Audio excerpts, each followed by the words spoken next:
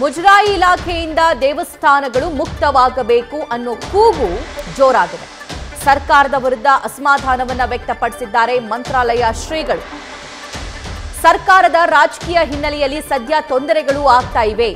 ದೇವಸ್ಥಾನ ಸಂಪ್ರದಾಯದ ಬಗ್ಗೆ ಬೇರೆ ಯಾರೋ ಹೇಳೋದಲ್ಲ, ಹಿರಿಯರು ಮುಖಂಡರ ನೇತೃತ್ವದಲ್ಲಿ ಮಠಮಾನ್ಯಗಳು ನಡಿಬೇಕು. ತಿರುಪತಿ ಲಡ್ಡು ವಿವಾದದ ಬಗ್ಗೆ ಸುಬುಧೇಂದ್ರ ತೀರ್ಥರು ಕೂಡ ಅಸಮಾಧಾನವನ್ನ ವ್ಯಕ್ತಪಡಿಸಿದ್ದಾರೆ. ಉಡುಪಿಯ ಅಷ್ಟಮಠದ ಮಠಾಧೀಶರು ಕೂಡ ಈ ಬಗ್ಗೆ ಬೇಸರವನ್ನ ವ್ಯಕ್ತಪಡಿಸಿದ್ರು. ಈಗ ಮಂತ್ರಾಲಯದ ಶ್ರೀಗಳು ಹಿನ್ನೆಲೆಯಲ್ಲಿ ನಾವು ಹೇಳೋದಾದರೆ, ಸ್ವಾತಂತ್ರ್ಯದ ಪೂರ್ವದಲ್ಲಿ ಆಯಾ ಊರಿನ ದೇವಸ್ಥಾನಗಳು ಮಠಮಾನ್ಯಗಳು ಇದು ಆಯಾ ಶಿಷ್ಯರು ಭಕ್ತರ ಮತ್ತು ಆ ಸಮುದಾಯದ ಮುಖಂಡರ ನೇತೃತ್ವದಲ್ಲಿ ಇದರ ನಿರ್ವಹಣೆ ಮತ್ತು ವ್ಯವಸ್ಥೆಗಳು ನಡೀತಾ ಇತ್ತು.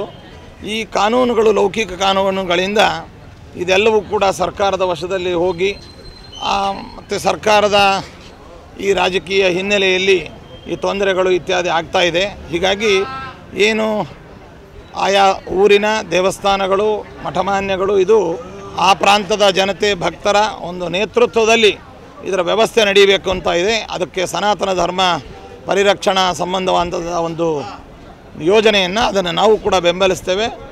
ಅದಕ್ಕೆ ತನ್ಮೂಲಕವಾಗಿ ಎಲ್ಲಿಯೋ ಇದ್ದವರು ನಮ್ಮ ಊರಿನ ದೇವಸ್ಥಾನದ ಆಗುಹೋಗುಗಳ ಬಗ್ಗೆ ಅಥವಾ ನಮ್ಮ ಊರಿನ ದೇವಸ್ಥಾನದ ಸಂಪ್ರದಾಯಗಳ ಬಗ್ಗೆ ಆಚಾರ ಪದ್ಧತಿಗಳ ಬಗ್ಗೆ ಬೇರೆಯವರು ಯಾರೋ ಬಂದು ಹೇಳೋದಲ್ಲ.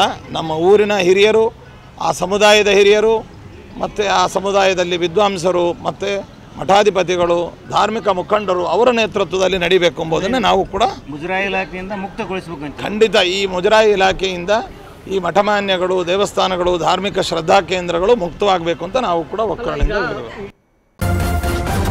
ನ್ಯೂಸ್ ಫಸ್ಟ್ ನಿರ್ಭೀತಿಯಿಂದ ನಿಮ್ಮ ಪರವಾಗಿ.